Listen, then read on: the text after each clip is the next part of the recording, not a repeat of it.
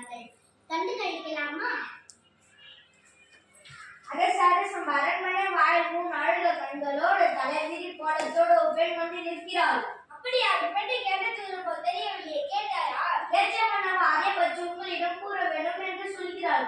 அவள் உங்களிடம் நீதி லட்சம் வந்திருப்பதாக தெரிகிறது. சரி, அந்த பெண்ணை உள்ளே அனுப்பு. ஆகட்டும் அரசே.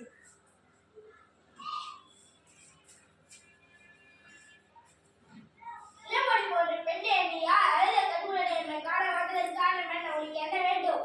ஆராய்ந்து நீதி வழங்கி மன்னனை என்னையா யார் என்று கேட்கிறாய்? சொல்கிறேன் கேள். உலகம் ஈர்க்கும் வண்ணம் ஒரு புறாவுக்காக தன் உடலியை தந்த சிவி மன்னனை பற்றி நீ அறிவாயா?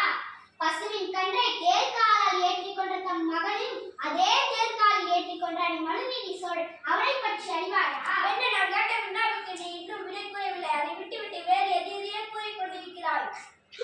ஏன் நீ அறிவை தெரியாத மன்னனே, எனது நிலை அறியாமல் தானே இப்படி பேசுகிறாய்? நான் இதுவரை கூறிய பெருமை மிக்க சோழ மன்னர்கள் வாழ்ந்த புகார் நகரமே எமது ஊர்.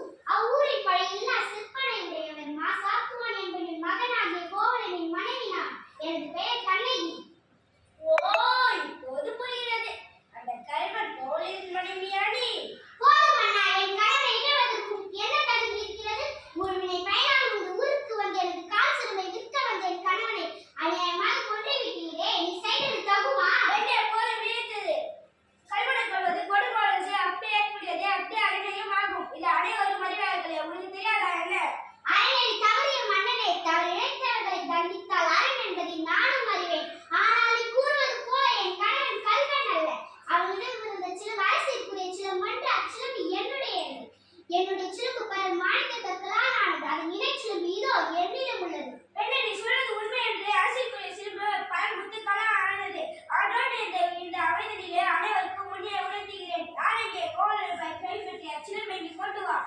பெண்ணே, உன் தலைவனிடம் கைப்பற்றிய சிலம்பு. நீ தவறாதவன் என போற்றப்படும் மன்னனே, ஒரு தவறும் செய்யாத என் கணவனை கொண்டது உமது அரண்மனைக்கு நிகழும் என்று இதோ மெய்ப்பிக்கிறேன். இங்கே பார். தவறு இழுத்து விட்டேனே, சொல் கேட்டு பெருமையை செய்தேனே. யாரோ அரசர், யாரே கல்வன். இதுவரை என் குலத்தில் எவனும் செய்யாத குற்றத்துக்கே ஆளாகிவிட்டேனே. இனிமேலும் அது உயிரோடு